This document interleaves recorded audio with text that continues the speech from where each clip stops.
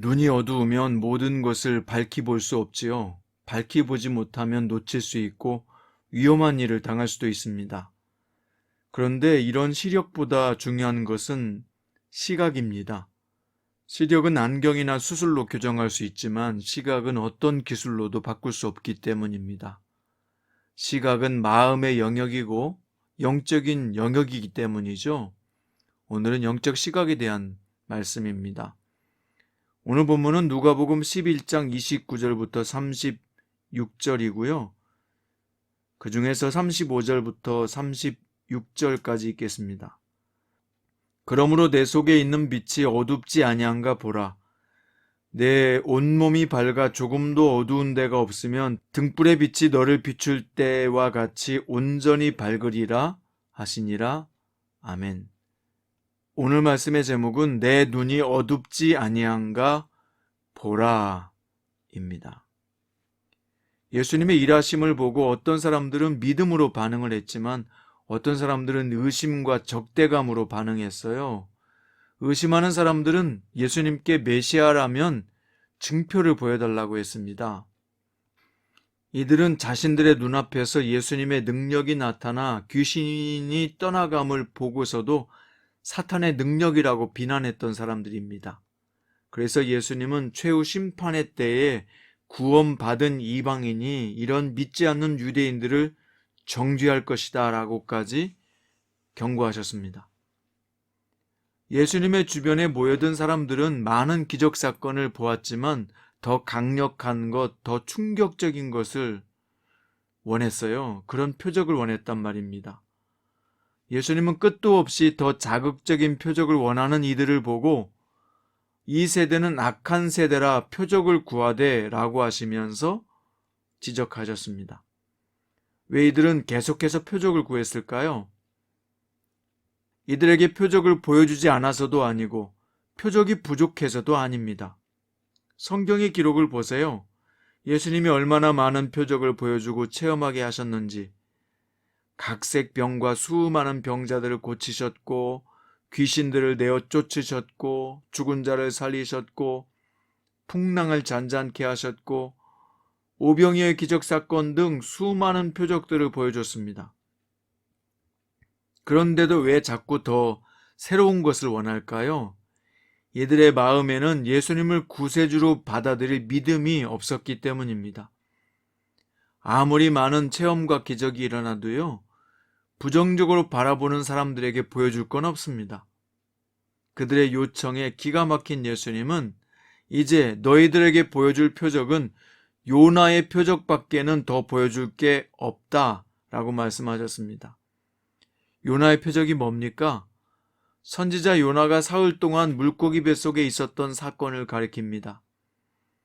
요나는 하나님의 놀라운 은혜로 살아남아 니느웨 사람들에게 가서 하나님의 심판을 전했습니다. 니느웨 사람들에게는 요나는 놀라운 표적 자체입니다. 예수님의 이 말씀은 9장 22절에서 인자가 많은 고난을 받고 장로들과 대제사장들과 서기관들에게 버림받아 죽임을 당하고 제3일에 살아나야 하리라 하신 말씀과 같습니다. 예수님도 십자가에서 죽으시고 사흘 동안 무덤에 계시다가 부활하심으로써 이 악한 세대를 향한 가장 강력한 표적이 되어주실 것입니다. 요나의 심판의 메시지를 듣고 하나님의 표적이라고 깨닫고 회개하고 돌이키는 사람들도 있었습니다. 그러나 다는 아니에요. 항상 그렇습니다. 예수님은 자신의 온몸과 마음을 바쳐서 인간을 위해서 십자가에서 잔혹하게 죽임을 당하시고 사흘 만에 부활하심으로 누구도 부인할 수 없는 구세주 되시는 표적을 보여주셨습니다.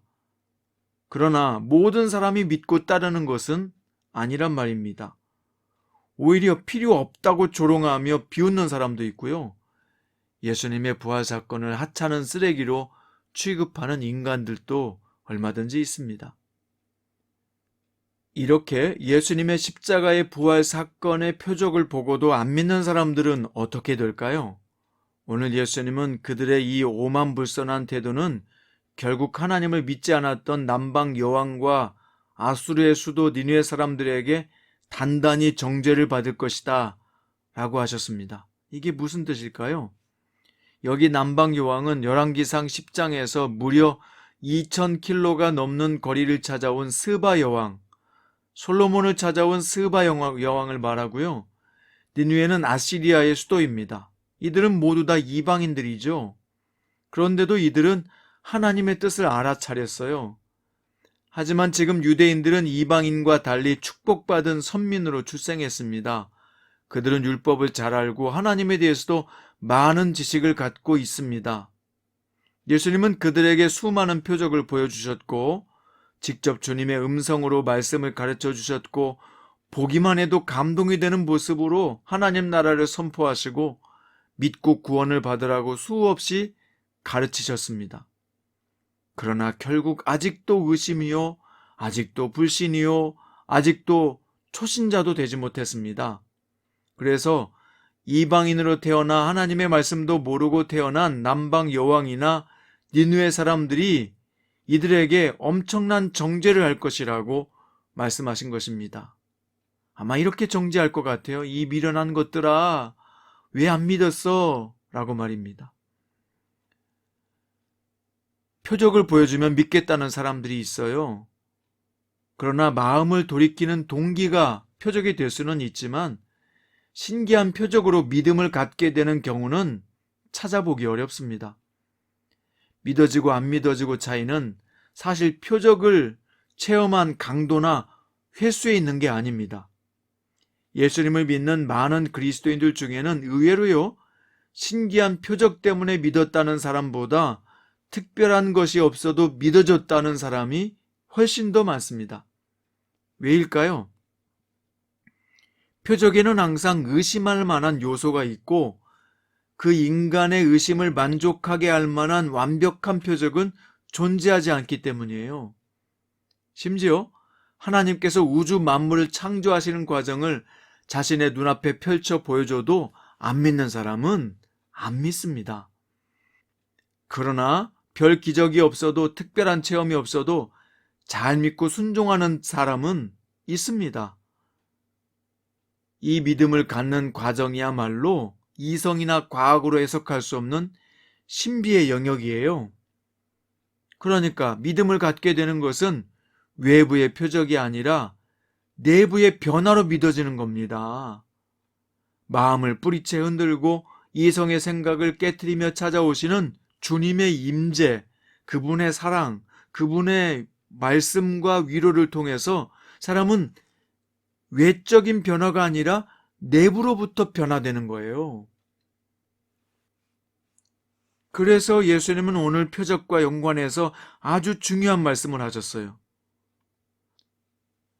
내 속에 있는 빛이 어둡지 아니한가 보라.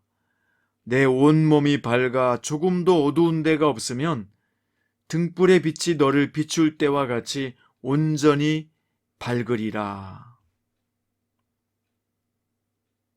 이 말씀을 쉽게 해석하면 외부의 빛이 아니라 네 안에 있는 빛으로 보라. 만약 너희 온몸이 빛으로 가득하고 어두운 부분이 하나도 없으면 마치 등불이 너희를 환하게 비출 때처럼 온전히 빛날 것이다. 그러니까 외부적인 표적으로 자신이 보이는 것도 아니고 메시아가 보이는 것도 아니다. 네 안에 빛이 이미 임했다. 그 빛으로 보라. 자기 고정관념이나 경험으로도 예수를 보려고 하지 말고 사람들이 하는 말이나 지식으로도 보려고 하지 말고 예수님에 대해서 마음을 열고 빛으로 임하시는 그분을 만나라. 이겁니다. 성장큐티 가족 여러분, 오늘 우리가 예수님을 믿고 따르게 되는 것은 표적 때문이 아님을 명심하십시오. 그러니 신앙생활의 목적을 표적에 두면 안 됩니다. 문제 해결에 두지 말라는 것입니다. 우리가 예수님을 믿고 따르는 이유는 그분이 구세주로 믿어지게 하신 성령님의 감동과 감화가 있기 때문이었고 우리를 태초부터 지명하여 부르신 측량할 수 없는 하나님의 섭리 때문이었습니다. 오늘 우리는 이 세상을 다 주고도 얻을 수 없는 크고 놀라운 귀한 은혜를 받은 사람들입니다. 그러니 사는 환경이 좋아지고 물질이 늘어나고 안정적인 삶이 되는 것이 목표가 아니라 우리의 영혼을 구원하신 예수 그리스도의 사역과 그분의 말씀을 본받아 사는 것이 목표가 되어야 하는 것입니다. 그럴 때 우리 주님은 이 모든 것을 더해 주실 은총도 주실 것입니다. 오늘 여러분과 저의 눈이 밝아져서 지금 내 안에 빛이 임했다 말씀하시는 주님의 말씀을 기억하고 내가 지금 주님의 은혜와 사랑으로 살고 있음이 보여지게 될 수 있기를, 그런 영적 눈이 띄어지게 되기를 주님의 이름으로 축원드립니다. 기도드립니다. 사랑하는 나의 예수님, 예수님은 나의 사랑이요 힘이요 지혜요 삶의 목적임을 고백합니다. 주님, 표적 신앙으로 살지 않게 하시고 말씀 신앙으로 살게 하소서. 문제 해결이 목표가 아니라 주님을 따르는 것을 목표로 삼고 살겠습니다. 주님, 몸집이 커지는 것이 아니라 성장과 성숙을 목표로 살아가는 저희가 되게 해 주옵소서. 저희를 더 높은 영적 수준의 단계로 이끌어 주시고 오늘 우리 눈을 열어서 영적 세계를 보며 진정으로 가치 있는 삶을 추구하며 살게 해 주옵소서. 예수님의 이름으로 기도드립니다.